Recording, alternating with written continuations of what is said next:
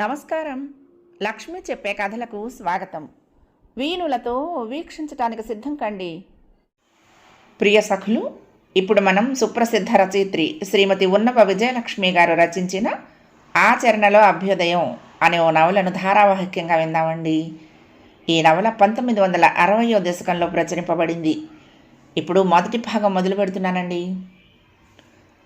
సాబ్ బులా రహే హై. తల వంచుకొని కరస్పాండెన్స్ చూసుకోబోతున్న మురళి ప్యూన్ మాటలు విని ఉత్తరాల బుత్తి మీద పేపర్ వెయిట్ పెట్టి లేచి మేనేజర్ గది వైపు నడిచాడు. స్వింగ్ డోర్ తెరుచుకుని లోపలికి అడుగు పెడుతూ ఉండగానే ఆ గదిలో మేనేజర్ టేబుల్కి ఎదురుగా కుర్చీలో కూర్చున్న మరొక వ్యక్తి మీద దృష్టి పడింది. కొత్తగా అపాయింట్ చేసిన ఆవిడ ఈవిడే కాబోలు అనుకుంటూ లోపలికి నడిచి మేనేజర్ని విష్ చేసి పిలిచారట ఎందుకు అన్నట్టు చూశాడు అతని ముఖంలోకి. ఈవిడ మిస్ కళ్యాణి, ఇవాళే జాయిన్ అయ్యారు. ఇతను మిస్టర్ మురళీధర్రావు అంటూ వాళ్ళిద్దరినీ పరిచయం చేశాడు మేనేజర్ లింగమూర్తి. ప్రతి నమస్కారాలయ్యాయి.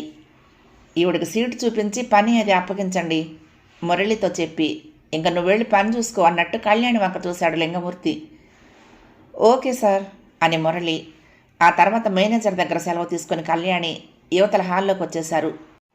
తల ఉంచుకుని ఎవరి పని వాళ్ళు చూసుకుంటున్న వాళ్ళంతా ఒక్క క్షణం పైన ఆపి తలలెత్తి ఆ కొత్త వ్యక్తిని చూసి మళ్ళీ తమ పనిలో మునిగిపోయారు. కళ్యాణికి సీటు చూపించి, ఆ డ్రాయర్లో నోట్బుక్ ఉంటుంది, మీరు అది పెన్ను తెచ్చుకుంటే నేను లెటర్స్ డిక్టేట్ చేస్తాను అని చెప్పి సీటు వైపు నడిచాడు మురళి.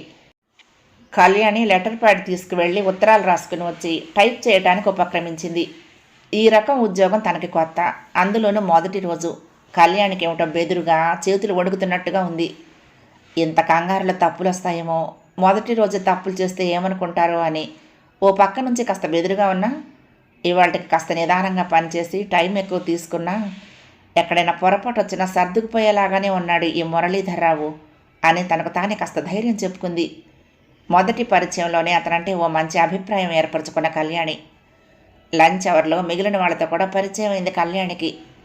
అవధాని, వీర్రాజు, నరసింహమూర్తి, రమణమూర్తి, కామేశ్వరరావు, జగన్నాథం, జనార్దనం, కమల, తార అందరితో ప్రతి నమస్కారాలయ్యాయి. మగవాళ్ళు క్యాంటీన్ వైపుకు వెళ్ళిపోయారు. ఆడవాళ్ళు ముగ్గురు ఆ పక్కనే ఉన్న వెయిటింగ్ రూమ్లోకి దారితీశారు. మీరు ఇదివరకు ఏ ఆఫీసులో పనిచేశారు అంది తార తన టిఫిన్ క్యారియర్ మూత తెరుస్తూ. ఇదే నా మొదటి ఉద్యోగం. అసలు ఇక్కడ ఆడవాళ్ళు ఎవరైనా ఉన్నారో లేదో, తీరా నేను సెలెక్ట్ అయితే నేను ఒక్కదాన్ని అయిపోతానేమోనని కాస్త భయపడుతూనే అప్లై చేశాను. ఇంటర్వ్యూకి వచ్చినప్పుడే తెలిసింది మీ ఇద్దరి గురించి. నాకెంతో ధైర్యం వచ్చింది. కళ్యాణి ఎలాంటి అరమరికలు పెట్టుకోకుండా తన భావాలు అలా బయట పెట్టేస్తూ ఉంటే, నువ్వు ఏ శతాబ్దానికి చెందిన దానివి, ఏ యుగం నాటి భావాలు నీవి అన్నట్టు కాస్త నిరసనగా ఆమె వైపు చూస్తూ, అలాంటి భయాలు సంకోచాలు పెట్టుకున్న వాళ్ళు ఉద్యోగాలకు అస్సలు పనికిరారు. 10 మంది మగవాళ్ళ మధ్య ఒక్క ఆడది పని చేయాల్సి వస్తే మాత్రం భయం ఎందుకు, ఎవరి డ్యూటీ వాళ్ళు చేసుకుపోతే తీరిపోతుంది అంది తార. ఆ అమ్మాయి మాట తీరుకు కాస్త చిన్నబుచ్చుకున్న కళ్యాణి పైకి మరేమీ అనకుండా ఒక నిట్టూర్పు విడిచి ఊరుకుంది. ఆహా, భయం అని కాదనుకో, ఓ మనిషి సాయం ఉంటే కాస్త అండగా ఉంటుందని. ఒక్కొక్కరే అయితే బిక్కుబిక్కుమంటూ ఉంటుంది కదా అంటూ ఫ్లాస్కులో కాఫీ ఓ గ్లాసులో పోసి కళ్యాణి ముందు పెట్టింది కమల. అయ్యో ఎందుకండి, నేను ప్యూన్ చేత తెప్పించుకుంటాను, మీరు తీసుకోండి అంది కళ్యాణి మొహమాట పడుతూ. మరేం పర్వాలేదు, నాకు ఉంది, మరొకసారి తాగాలనిపిస్తే ఉంటుంది కదా అని ఫ్లాస్క్ నిండా పోసి తెచ్చుకుంటాను రోజు, పర్వాలేదు తీసుకోండి అంది కమల బలవంతం చేస్తూ. అయితే మీకు ఇంకొకసారికి ఏమీ మిగలనియను అంటూ చిన్నగా నవ్వుతూ గ్లాసు చేతిలోకి తీసుకుంది కళ్యాణి. తను కాఫీ తాగి గ్లాసు కడిగి తెచ్చిచ్చాక కమల కూడా తాగి గ్లాసు ఫ్లాస్క్ కడిగి తన ప్లాస్టిక్ బ్యాగులో సర్దుకుంది. అప్పటికి తార భోజనం కూడా అయ్యింది. బాత్రూంలోకి వెళ్ళి గిన్నెలు ఒకసారి కడిగేసి క్యారియర్ సర్దేసి ఓ మూల పెట్టి తన హ్యాండ్ బ్యాగ్ తెరిచి 3 ఒక్కపొడి పొట్లాలు తీసి కమలకి కళ్యాణికి కూడా చెరోటి ఇచ్చింది. ముగ్గురు ఒక్కపొడి నములుతూ కాసేపు ఆ కబురు ఈ కబురు చెప్పుకున్నారు. ఆ తర్వాత ఎవరి పనిలో వాళ్ళు చొరబడిపోయారు. 5 గంటల దాకా అలా టైప్ చేస్తూ కూర్చున్నా కళ్యాణికి ఏమీ విసుగనిపించలేదు. మొదటి రోజు చాలా తృప్తిగా సరదాగా గడిచిపోయింది. ఆ తారన్న మాటలకు కాస్త మనసు చివుక్కుమన్నా అదేమంత పట్టించుకోవలసింది కాదు.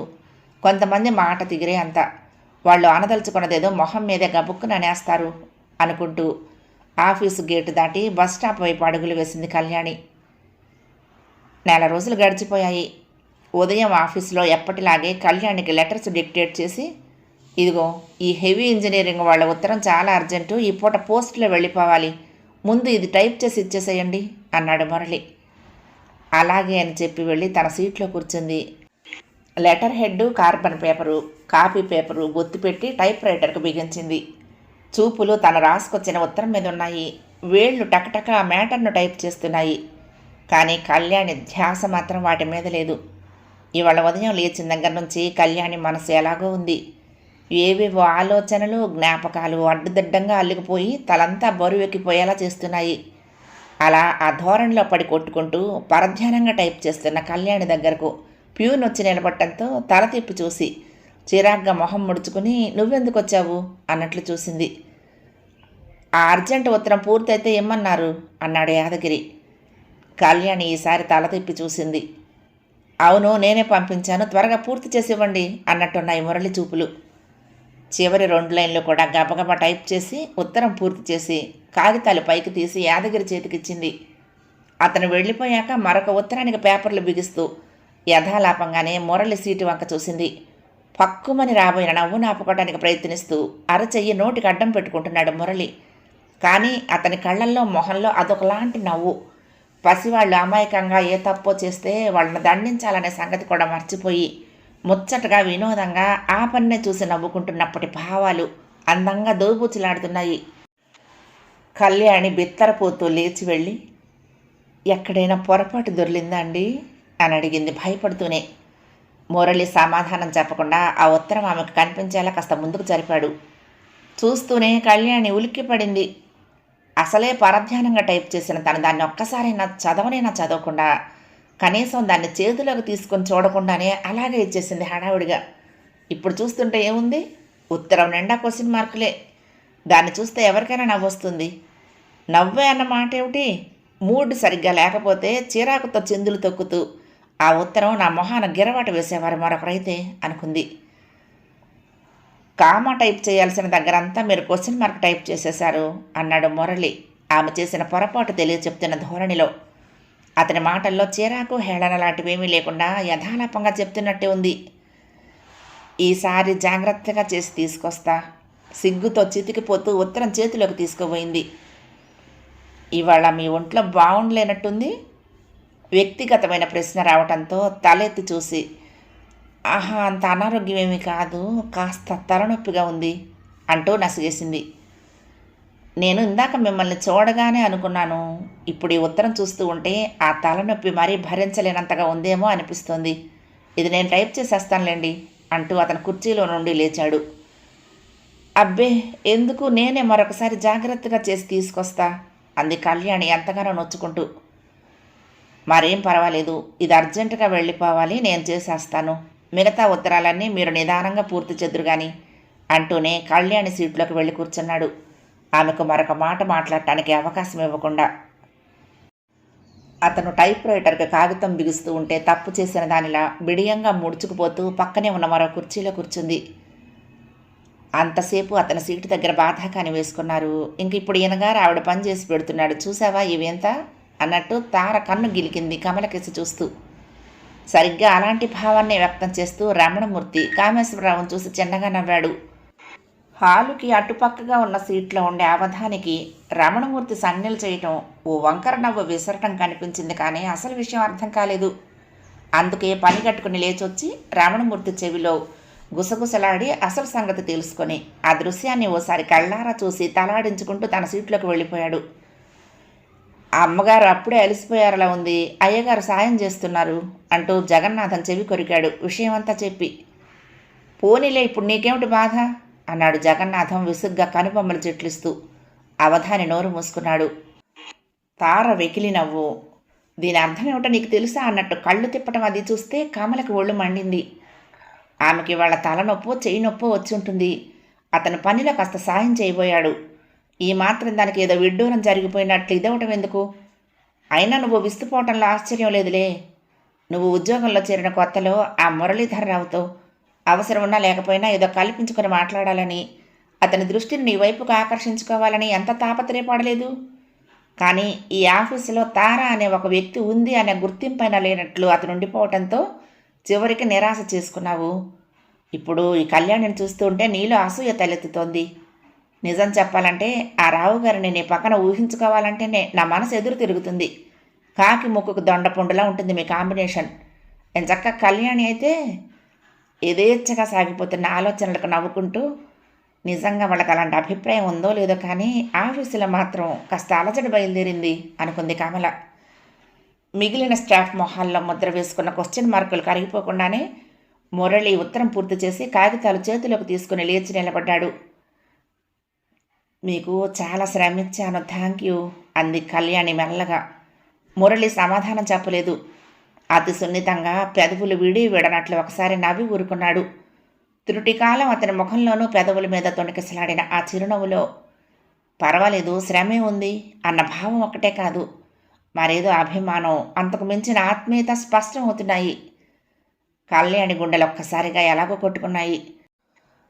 తలెత్తి సూటిగా అతని ముఖంలోకి చూస్తే తన మనసులోని అలజడిని, తనకే అర్థం కాని బెదురుని అతను ఎక్కడ గ్రహించేస్తాడో అన్నట్లు తల ఉంచుకుని పేపర్లు అటు ఇటు సర్దుతూ ఉండిపోయింది. సరే, ఆ మిగిలిన ఉత్తరాలు మీరు చేయగలిగితే చెయ్యండి, లేకపోతే ఒంట్లో బాగుండలేదని మేనేజర్కి చెప్పి ఇంటికి వెళ్ళిపోండి, రేపొచ్చాక చూసుకోవచ్చు అని అతను వెళ్ళబోతూ ఉంటే, పర్వాలేదు, చెయ్యగలిగినంత వరకు చేస్తాను అంటూ టైప్ రైటర్ ముందు కూర్చుంది కళ్యాణి. ఓ ఆదివారం సాయంకాలం షికారుకని బయలుదేరిన మురళికి కాసేపు పార్కులో కూర్చొని రావాలని బుద్ధి పుట్టి అటువైపుకు దారి తీశాడు. పార్కు గేటు తెరుచుకుని లోపలికి నడుస్తూ యథాలాపంగా పరిసరాలను పరికిస్తున్న అతని కళ్ళు కాస్త దూరంగా అటు తిరిగి కూర్చున్న అమ్మాయి దగ్గర ఆగిపోయాయి. అరే, కళ్యాణ్లే ఉంది అనిపించి గుండెలు ఒక్కసారి కొట్టుకున్నాయి. తను కావాలని కోరుకున్నదేదో ఇలా హఠాత్తుగా ఎదురైతే ఆ సంతోషంలో ఏం చెయ్యాలో తోచక తికమక పడిపోయినట్లు ఇలా వెళ్ళి ఒంటరిగా కూర్చున్న ఆ అమ్మాయిని పలకరిస్తే ఆమె ఏమైనా అనుకుంటుందేమో అని జంకుతున్నట్టు ఒక్క క్షణం పాదాలు ఆగిపోయాయి. అసలు ఇంతకీ ఆమె కళ్యాణేనా అని చిన్న ఊహ వచ్చి నవ్వుకుంటూ మళ్ళీ నడక సాగించాడు. సందేహం లేదు, కళ్యాణే. అలాంటి చీర తను మొన్న ఆఫీసుకు కట్టుకొచ్చింది. బెత్తెడు వెడల్పున వీపు మీద పరుచుకున్న బారడు జడ, తుమ్మెద రెక్కల్లా నిగనిగలాడుతున్న నొక్కు నొక్కుల జుట్టు. దగ్గర పడుతున్న కొద్దీ కళ్యాణి అని నిర్ధారణ చేసుకుంటూ ఏమని పలకరించాలి? ఆఫీసులో అవసరం మేరకు ఆఫీసు విషయాలు తప్ప మరో విషయం మాట్లాడుకుని తమ మధ్య సంభాషణ ఏ దారిలో సాగుతుంది అని ఊహలల్లుకుంటున్నాడు. అతనింకా 4 అడుగుల దూరంలో ఉండగానే ఆ అమ్మాయి లేచి నిలబడి చీర కొంగు సర్దుకుని కుర్చీళ్ళు సరిచేసుకుంటోంది. అరే, వెళ్ళిపోతుందేమో, పిలిస్తే బాగుండును అనుకుని ఆ 4 అడుగులు ఒక్క అంగలో దాటినంత హడావుడిగా నడిచి దగ్గరకు వెళ్ళాడు. వెళ్ళిపోబోతున్న ఆమె తన పక్కగా ఎవరో నిలబడినట్లయి తల తిప్పి చూసింది. ఎదురుగా మురళి. ఆమె కళ్యాణే. క్షణంలో సగం సేపు ఇద్దరికి ఏం మాట్లాడాలో తోచలేదు. మీరా అని కళ్యాణి. మిమ్మల్ని దూరం నుంచే గుర్తుపట్టాను, అప్పుడే వెళ్ళిపోతున్నారు అని మురళి ఒక్కసారి పలకరించుకున్నారు. నేనొచ్చి చాలాసేపు అయ్యింది. నేనొచ్చేసరికి ఒక్క మనిషి కూడా ఈ చుట్టుపట్ల లేరు. అక్కడక్కడ గుంపులు గుంపులుగా చేరి కబుర్లు చెప్పుకుంటున్న పెద్దలని, జట్లు జట్లుగా ఆటలాడుకుంటున్న పిల్లల్ని చూస్తూ అంది కళ్యాణి. భలేవారే, అయితే ఎవరూ లేనప్పుడు వస్తే 4 వచ్చేసరికి వెళ్ళిపోవాలంటారా? అంతటితో వదిలిపెట్టకుండా సంభాషణ సాగిస్తూ అన్నాడు. ఆహా, అదేం కాదు, నేనొచ్చి చాలాసేపు అయిందని నసిగేసింది. మీ ఉద్దేశం అది కాకపోవచ్చు, కానీ మీరు చెప్పింది వినగానే మాత్రం నాకు సంగతి గుర్తొచ్చింది. మాట్లాడటానికి టాపిక్ దొరికింది కదా అన్న ఉత్సాహంతో చొరవగా అన్నాడు. ఏమిటి? ఆసక్తిగా చూసింది కళ్యాణి. ఇలా ఎంతసేపు నిలబడే మాట్లాడుకుంటాం, అలా కూర్చోండి. ఇక మరి మర్యాదగా ఉండదని అతనికి కాస్త దూరంలో కూర్చుని, ఇంకా ఇప్పుడు చెప్పండి అన్నట్టు చూసింది.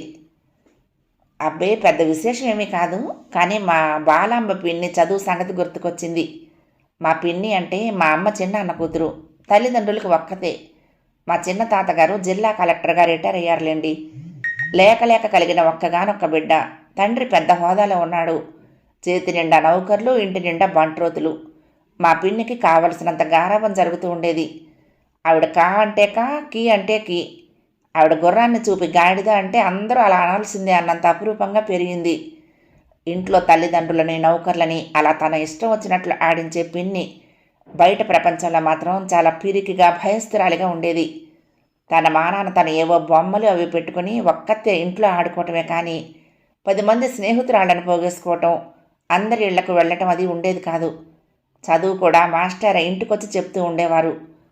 కూతురు స్కూల్కి వెళ్ళి చదువుకోవాలని, నలుగురితో కలిసిమెలిసి తిరగాలని మా తాతగారికి కోరికగా ఉండేదిట.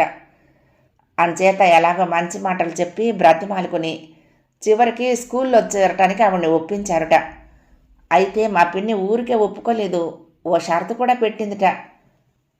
ఏమిటది అన్నట్లు కళ్ళెత్తి చూసింది కళ్యాణి. తను స్కూల్కి ఒక్కతే వెళ్ళలేదు, రోజు తనతో కూడా బంట్రోతు రావాల్సిందే. తనని స్కూల్లో దిగవిడిచాక వాడు ఇంటికి తిరిగి వచ్చి మళ్ళీ స్కూల్ విడిచిపెట్టే వేళటికి స్కూల్కి వస్తాడో, లేకపోతే తన స్కూల్లో ఉన్నంతసేపు వాడు ఆ కాంపౌండ్లోనో ఏ చెట్టు కింద కూర్చుంటాడో అదంతా తనకు అనవసరం. తన క్లాసులో నుంచి బయటికి రాగానే మాత్రం వాడు వరండాలో హాజరుగా ఉండి తనను వెంట పెట్టుకుని ఇంటికి తీసుకురావాలి అందుట. ఆ సంగతి నువ్వు వేరే అడగాల, నిన్నొక్కదాన్నే మేం మాత్రం పంపిస్తావా? అప్పలస్వామి రోజు నిన్ను స్కూల్కి తీసుకువెళ్ళి మళ్ళీ తీసుకొస్తాడు అన్నారట అమ్మమ్మ తాతగారు. సరే, ఓ మంచి రోజున ఓ గుమస్తా ఓ బంట్రోతు పిన్నిని తీసుకువెళ్ళి స్కూల్లో చేర్పించటం, ఆ వేళటికి పుస్తకాలేమీ లేవనే కారణంతో మళ్ళీ వెంటనే ఇంటికి వచ్చేయటంతో ఆవిడ స్కూల్ జీవితంలో మొదటి రోజు గడిచిపోయింది. ఆ సాయంకాలానికి పుస్తకాలు వచ్చాయి. ముచ్చటైన బొమ్మలతో చక్కగా ఉన్న ఆ కొత్త పుస్తకాలకి అంతకన్నా ముచ్చటైన రంగురంగుల అట్టలు వేసి పెట్టారు జవాన్లు. వాటి మీద గుండ్రటి అక్షరాలతో పొందికగా పిన్ని పేరు రాసిపెట్టారు తాతగారు. ఆ మర్నాడు బాగా త్వరగా తయారై స్కూల్కి ప్రయాణమైంది పిన్ని. పర్వాలేదు, అమ్మాయి దారిలో పడుతోంది అని మురిసిపోయారు తాతగారు వాళ్ళు. పిన్ని ఆవిడ పక్కన పుస్తకాల సంచి పట్టుకుని అప్పలస్వామి ఇద్దరూ బయలుదేరారు. 10 బారల దూరంలో ఉన్న స్కూల్కి వీళ్ళు చేరుకునేసరికి అక్కడ ఒక్క పిట్ట కూడా కనిపించలేదు. లోపలెక్కడో స్కూలు జవాను గదులు అవి తుడిచి శుభ్రం చేస్తున్న అలికిడి వినిపిస్తోంది. మేమంతా చెప్పాం కదండి అమ్మాయి గారు, ఇంకా చాలా వేళుంది అన్నాడు అప్పలస్వామి చేతులు నలుపుకుంటూ. పర్వాలేదు కూర్చుంటాను అని వెయిటింగ్ రూమ్లో ఓ బల్ల మీద కూర్చుంది. క్రమంగా అబ్బాయిలు అమ్మాయిలు రావటం మొదలుపెట్టారు. స్కూల్ బెల్లు మోగింది. పిన్ని వరండాలకు వచ్చి అప్పలస్వామికి పుస్తకాల సంచి అందించి ఇంటికి వెళ్ళిపోదాం పదా అంది. రాబోతున్న నవ్వు ఆపుకొని, బాగుంది, నేను వెళ్ళిపోతాను అని చెప్పిన దానికి ఎంత కథ చెప్పారు అంది కళ్యాణి. నయమే, ఇది కథ అనుకుంటున్నారా? కథ కాదు, నిజంగా జరిగింది. 4వ క్లాసులో స్కూల్లో చేరిన మా పిన్ని ఆ పద్ధతిలో 4 రోజులు స్కూల్కి వెళ్ళొచ్చింది. తర్వాత మరి స్కూల్ ముఖం చూడలేదు. ఇంట్లోనే ఏదో చెప్పించారనుకోండి, తర్వాత పెళ్ళైపోయింది. ఆవిడ పిల్లలు ఇప్పుడు బిఏలు ఎంఏలు చదువుతున్నారు. సందర్భం వచ్చినప్పుడు మాత్రం మేమంతా ఆనాటి సంగతులు చెప్పుకొని నవ్వుకుంటాం. అంటే అసలు ఈ విషయం మా అమ్మ చెప్పింది మాకు, మేమంతా నమ్మాము. మరి మీకు నమ్మబుద్ధి కావటం లేదా? ఇంతసేపు కబుర్లు చెప్పడంతో కొత్తదనం పోయి చనువుగా అడిగాడు. మీరు చెప్తున్నారు కాబట్టి నమ్ముతాను అంది కళ్యాణి. అంటే నేను అబద్ధం చెప్పనని మీకు నమ్మకమా? ఏమిటి నాలో ఆ ప్రత్యేకత? కళ్యాణి కళ్ళల్లో ఏవేవో భావాల కోసం వెతుక్కుంటున్న వాడిలా ఆశగా మృదువుగా ఆమె మొహంలోకి చూశాడు. తను యథాలాపంగానే అన్న మాటలో తనకు తెలియకుండానే ఏదో ఆత్మీయత ఇమిడి ఉందా, ఏదో దగ్గరతనం వ్యక్తమైందా అనే ఆలోచన వచ్చి కలవరపడిపోయినట్లయింది కళ్యాణి. అయితే అదేమి పైకి వ్యక్తం కానివ్వకుండా, మీ ఇల్లు ఎక్కడా అంది మాట మారుస్తూ. ఇల్లా? బ్రహ్మచారిగాడు ఉండేదాన్ని ఇల్లని ఏమంటారులేండి. ఉందిలేండి, ఏదో ఒక గది. ఉండటానికి సౌకర్యంగానే ఉంది, కానీ ఆఫీస్కు బోలెడు దూరం, విద్యానగర్లో ఉంటున్నాను అన్నాడు. అయితే ఇక్కడికి దూరమే? దూరమే. మరి మీరుండేది ఎక్కడా అడిగాడు. రవీంద్ర భారతికి అటుపక్కగా ఉన్న వీధిలో. అరే, చాలా దగ్గర. రోజు ఈవినింగ్ వాక్లా రావచ్చు మీరు ఈ గార్డెన్కి. రోజు ఎక్కడ కుదురుతుందండి, ఎప్పుడైనా వస్తూ ఉంటాను, మరిక వెళ్తాను అంటూ లేచింది కళ్యాణి. నేను వెళ్ళిపోతాను, ఏమీ తోచక ఇలా వచ్చాను, అనుకోకుండా మీరు కనిపించారు. ఏవేవో మాట్లాడుతూ ఉంటే టైం తెలియకుండానే గడిచిపోయింది అంటూ మురళి కూడా లేచాడు. ఒకరోజు లంచ్ అవర్లో కాఫీ తాగటానికి వెయిటింగ్ రూమ్ వైపు వెళ్ళబోతోంది కళ్యాణి. ఉద్యోగంలో చేరిన మర్నాటి నుంచి కళ్యాణి కూడా ఫ్లాస్క్ నిండా కాఫీ తెచ్చుకోవడం మొదలుపెట్టింది. క్యాంటీన్ వైపు వెళ్ళబోయిన మురళి మళ్ళీ వెనక్కి వచ్చాడు. అప్పటికి మిగిలిన వాళ్ళంతా వెళ్ళిపోయారు. కమల ఆ వేళ ఆఫీస్కు రాలేదు. తార భోజనం చేస్తోంది గదిలో. ఇవాళ మీరు నాకు చిన్న సాయం చేయాలండి అన్నాడు మురళి. నేనా? తెల్లబోయిన కళ్యాణి గుమ్మం దగ్గరే ఆగిపోయింది. మరేం లేదు, రేపు దసరాకి మా చెల్లాయిలకిద్దరికి చీరలు కొని పంపించాలని సరదాగా ఉంది. నాకేమో ఈ చీరల అందాలు నాణ్యాలు అసలు తెలియవు. ఎప్పుడు డబ్బు పంపించడమే కానీ ఏది కొనటం అలవాటు లేదు. ఈనాళ్ళ తర్వాత ఇవాళ గొప్పగా వాళ్ళకు చీరలు పంపించబోయి ఏ వెర్రిమొర్రి రకాల కొన్నానంటే వాళ్ళు వాటిని జాగ్రత్తగా అట్టెపెట్టి ఈసారి నేను వెళ్ళినప్పుడు నా మొహాన పారేస్తారేమోనని భయం వేస్తోంది అన్నాడు. చీరలు సెలెక్ట్ చేసి పెట్టమని నన్నే అడగటం భలే చిత్రంగా ఉంది. చీరల్లో వస్తున్న కొత్త ఫ్యాషన్లు, ఈ రోజుల్లో వస్తున్న రకరకాల డిజైన్లు, వాటి పేర్లు కూడా నాకు తెలియవండి. ఏదో షాపులోకి వెళ్ళటం, అక్కడ ఎదురుగా కనిపించిన చీర ఏదో కొనుక్కొని తెచ్చుకోవటం తప్ప 10 షాపులు తిరిగి 10 రకాలు తీయించి గంటల కొద్దీ బేరం చేయటం నాకు చేతకాను కాదు, ఇష్టము ఉండదు అంది.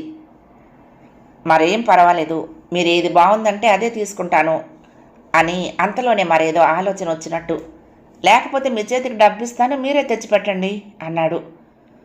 ఆహా, అలా ఎందుకు, సాయంకాలం ఆఫీస్ అయిపోగానే వెళ్దాం, సుల్తాన్ బజార్లో నేను ఎప్పుడు కొనుక్కున్న షాపుకు వెళ్దాం అంది. ఓ థ్యాంక్ యూ, వస్తాను మరి అనేసి హాలు దాటి క్యాంటీన్ వైపు వెళ్ళిపోయాడు. సాయంకాలం ఇద్దరు షాపింగ్ ముగించుకొని బస్టాప్లో నిలబడ్డారు. ఓ మురళి అన్న పలకరింపుతో మురళి తల తిప్పి చూశాడు. కాస్త దూరంలో వాసు పాప చేయి పట్టుకుని నిలబడి ఉన్నాడు. ఆ పక్కనే అతని భార్య శారద ఉంది. ఇద్దరి ముఖాల్లోనూ ఆనందం తొణికిసలాడుతోంది. వాళ్ళని చూస్తూ ఉంటే వాళ్ళు చాలాసేపటి నుంచి తనను గమనిస్తున్నారేమో అనిపించింది మురళికి. ఇంతసేపు తన మరొక ధ్యాస లేనట్లు కళ్యాణితో ఆ కబురు ఈ కబురు చెప్పడం వాళ్ళు గ్రహించారేమో అన్న ఊహొచ్చి ఒక్కసారిగా సిగ్గుపడిపోయాడు. అయినా తన మనసులోని ఉలుకుపాటుని తొట్టుపాటుని పైకి కనపడనీయకుండా మామూలుగా మాట్లాడేస్తూ, ఈవిడ మిస్ కళ్యాణి, మా ఆఫీస్లోనే పనిచేస్తున్నారు అని వాళ్ళకి మిస్టర్ అండ్ మిస్సెస్ వాసుదేవరావు అని కళ్యాణికి పరిచయం చేశాడు. మొన్న ఆదివారం ఇంటికి వస్తావనుకున్నాను అంది శారద. 3 ఏళ్ల క్రిందట, అంటే మురళి ఉద్యోగంలో చేరిన కొత్తల్లోనే వాసుతో పరిచయం ఏర్పడింది. అది కూడా బస్ స్టాప్లో. తర్వాత తరచుగా కలుసుకోవటంతో బాగా స్నేహంగా మారింది ఆ పరిచయం. ఒకరింటికి ఒకరు రాకపోకలు సాగించుకోవటం దాకా వచ్చింది. శారదని మురళి చనువుగా అక్కయ్య అని పిలుస్తాడు. అతని గదికి వాళ్ళు రావటం అరుదే అయినా మురళి తరచూ వాళ్ళ ఇంటికి వెళ్తూ ఉండేవాడు.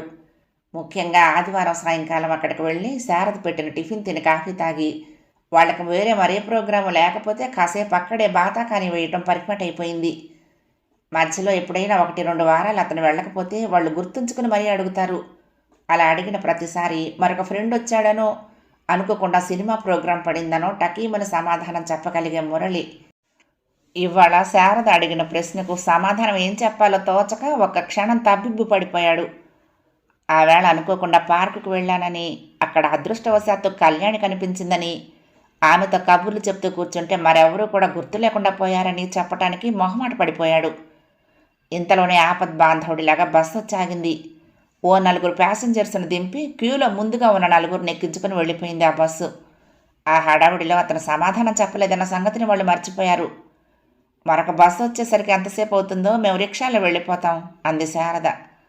ఆ మాట కోసం ఎదురు చూస్తున్న వాడిలా సరే వెళ్ళండి అనేసి బ్రతుకు జీవుడా అనుకున్నాడు మురళి వాళ్ళు వెళ్ళిన వైపే చూస్తూ. లేకపోతే ఇంకా మాట్లాడుతూ అలాగే నిలబడి ఉంటే తను కళ్యాణి కలిసి షాపింగ్కి వచ్చిన సంగతి ఎక్కడ బయటపడిపోతుందో, దానికి వాళ్ళు ఏమనుకుంటారో అన్నట్టు మొహమాట పడిపోయాడు. కాసేపటి తర్వాత కళ్యాణి వెళ్లాల్సిన బస్సు వచ్చింది. ఆమెకు మరొకసారి థ్యాంక్స్ చెప్పి బస్సు ఎక్కించి తను రిక్షాలో ఇంటికి వెళ్ళిపోయాడు. గేటు తెరుచుకుని ఇద్దరు పార్కులోకి అడుగుపెట్టారు. ఆ తర్వాత జరగబోయే సంభాషణను తలుచుకుంటుంటేనే మురళి మనసు పట్టలేని ఉత్సాహంతో ఎగిరెగిరి పడుతోంది. ఆ ఉత్సాహం అంతా వచ్చి మొహం మీద ముద్ర వేసి కూర్చున్నట్లు అతని కళ్ళు మొహం అదో వింత కాంతితో మెరిసిపోతున్నాయి. అతని కళ్ళకు చుట్టూ పరిసరాలు ప్రకృతి అంతా మరీ మనోహరంగా అనిపించింది. అది వరకు ఎన్నిసార్లు వచ్చి కూర్చుని గంటలు గంటలు గడిపే పార్కులో ఇంతకుముందు ఎన్నడూ కనిపించని ఎన్నో కొత్త అందాలు ఇవాళ అనుభవంలోకి వస్తున్నట్లుంది. అక్కడి ప్రతి మొక్క ప్రతి పువ్వు కొత్తగా మెరిసిపోతున్నట్లు అనిపిస్తోంది. మనసును గిలిగింతలు పెట్టే ఊహలు, ఇంతటి ఆహ్లాదంతో పరవశించిపోయేలా చేస్తున్న పరిసరాలు ఒక్క క్షణం తన నిగ్రహాన్ని చెదరగొట్టేసినట్లయి అలా తనకి దూరంగా నడుస్తున్న కళ్యాణిని గబుక్కును దగ్గరికి లాక్కుని ఒకసారి తనివి తీరా గుండెలకు హత్తుకోవాలనే కాంక్ష కలిగింది. మళ్ళీ అంతలోనే తెలివి తెచ్చుకున్నట్లు తన ఊహలకి తనే సిగ్గుపడిపోయాడు. ఎన్నాళ్ల స్నేహంలోనూ తాను అతి చనువు తీసుకున్న సందర్భం కానీ, మాటల్లోనైనా హద్దులు మీరిన సన్నివేశాలు కానీ ఎన్నడూ జరగలేదు. అందుకు తన సభ్యత సంస్కారం ఒక్కటే కారణం అనే కంటే, కళ్యాణి ప్రవర్తన కూడా తమ ఇద్దరి మధ్య ఓ ఇనుప గోడలా నిలిచేది అని చెప్పొచ్చు. పెదవులు చిరునవ్వుతో స్వాగతం పలుకుతున్నట్లే ఉన్నా ఆమె మొహంలో ఏదో గాంభీర్యం తనని శాసించి అడుగు ముందుకు వేయకుండా చేసేది. మనసు విప్పి మాట్లాడుతున్నట్లే ఉన్నా ఆమె చూపులు మాత్రం తనని చొరవగా దగ్గరకు చేరనేయకుండా అంత దూరంలోనే నిలబెట్టేస్తున్నాయి. ఇంకా ఎన్నాళ్ళు ఈ బెంకం సాగించుకుంటుంది? తను చెప్పేది వినగానే కళ్యాణి మొహంలో రంగులు ఎలా తిరిగిపోతాయో, ఆమె చిక్కిళ్లలో గులాబీలు ఎలా విచ్చుకుంటాయో తను ఊహించుకోగలడు. అసలు సిగ్గుతో మొగ్గలా ముడుచుకుపోతూ కళ్ళెత్తి తన వంక చూడగలదా? పెదవి విప్పి మాట్లాడగలదా? పెళ్లి కూతుర్లా తల వంచుకొని మౌనంగానే తన ఇష్టాన్ని వ్యక్తం చేస్తుందేమో. లేకపోతే నాకెప్పుడో తెలిసి మీ సంగతి అంటూ చిలిపిగా చూస్తుందా? ఊహల్లో తేలిపోతూనే కళ్యాణితో పాటు నడిచి ఫౌంటైన్ దగ్గరకు వచ్చి పచ్చిక మీద కూర్చున్నాడు మురళి. అతనికి కాస్త దూరంలో కూర్చున్న కళ్యాణి తాలెత్తి అటువైపు నీటి తుంపరలకేసి చూస్తోంది. అక్కడేమిటి చూస్తున్నావు? ఇటు తిరుగు, నీకో మంచి మాట చెప్తాను, వింటున్నావా? ఓ 4 రోజులైనా సెలవు పెట్టి ఓసారి వచ్చి వెళ్ళమని నాన్నగారి దగ్గర నుండి ఉత్తరం వచ్చింది. వాళ్ళు ఎందుకు రమ్మన్నారో కారణం కూడా రాశారులే. నేను అక్కడ పెళ్లి కూతుర్ని చూడాలట. అలాంటి ఉత్తరం రావటం మంచిదే అయ్యిందిలే. లేకపోతే నేను ఇలాగే ఇంకా కొన్నాళ్ళు తాత్సారం చేసేవాణ్ణి. ఇంక ఇప్పుడు ఏం చేస్తానో తెలుసా? ఏం వింటున్నావా? నేను అంత దూరం రానక్కర్లేదు. నా నిర్ణయం ఏదో ఇక్కడ జరిగిపోయింది అని రాసేస్తాను. ఏం రాయమంటావా మరి? మురళి గొంతు ఉల్లాసంగా, ఆ ఎదుటి మనిషి మనసు పురివిప్పిన నెమలిలా నాట్యం చేసేటంత మధురంగా మృదువుగా పలుకుతోంది. అయితే కళ్యాణి మీద వాటి ప్రభావం ఏమీ లేనట్లు కదలిక మెదలిక లేకుండా అలాగే కూర్చుంది. ఓ కళ్యాణిదేవి, ఏమిటా పరధ్యానం? పిలిచాడు. కళ్యాణి తల తిప్పకుండానే ఏమిటి అంది. అప్పుడే నిద్రలో నుంచి మెళుకు వచ్చినట్లు, అంత క్రితం తను చెప్పిందంతా అసలు విననే లేదన్నట్లు. ఏమిటి అంటూ ఇప్పుడు అడుగుతున్నావా? నేనింత హుషారుగా చెప్పుకుపోతూ ఉంటే నువ్వు వినకుండా చేస్తున్న ఘనకార్యం ఏమిటి?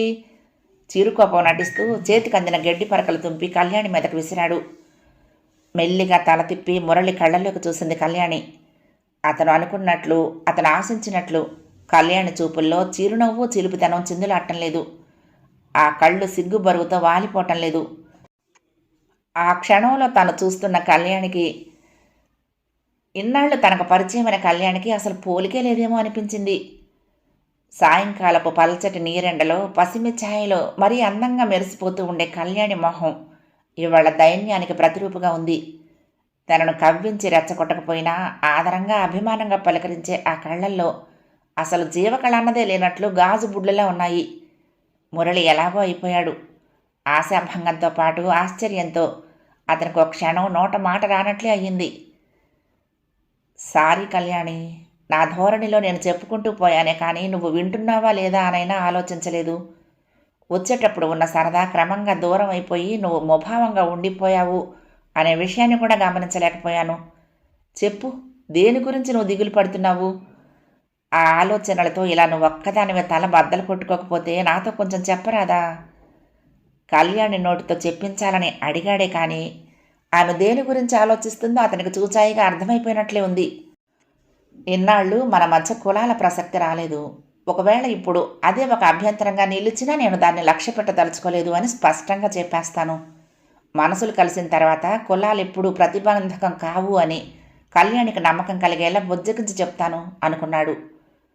తన మనసు గ్రహించకుండా దోషిలా తల వంచుకొని పచ్చిక మీద చేతితో నిమురుతూ మౌనంగా కూర్చున్న కళ్యాణిని చూస్తూ ఉంటే జాలి ముంచుకొచ్చింది అతనికి. కళ్యాణి, చెప్పాలి మరి అన్నాడు చిరునవ్వు చిందిస్తూ. మీకు అంతా చెప్పాలనే చాలా రోజుల నుండి ప్రయత్నిస్తున్నాను, కానీ నా వల్ల కావటం లేదు అంది. ఓహో, అంత పెద్ద విషయమా? నేనొక కథ చెప్తాను, వింటారా? అబ్బా, ఇప్పుడా? ముందు నేను అడిగిన దానికి సమాధానం చెప్పు, ఆ తర్వాత ఒకటి కాదు 100 కథలు వింటాను అన్నాడు. అలా తొందరపడితే ఎలా మరి? ఈ కథ విని మీరు చెప్పబోయే సమాధానం మీద ఆధారపడి ఉంటుంది నా జవాబు. అవునా? అయితే చెప్పు. అనగనగా ఒక అమ్మాయి మెల్లిగా మొదలుపెట్టిన కళ్యాణి చెప్పటం ఆపి ఓసారి అతని కళ్ళల్లోకి చూసింది. మొదటి భాగం సమాప్తం. ప్రియ సఖులు, ఈ కథ మీకు నచ్చితే తప్పకుండా లైక్ చేయండి, షేర్ చేయండి, కామెంట్ చేయండి, సబ్స్క్రైబ్ చేసుకుని నన్ను ఎంకరేజ్ చేయండి. ఉంటానండి. ప్రేమతో లక్ష్మి, కృష్ణాతీరం దుర్గమ్మ సన్నిధానం. నమస్తే.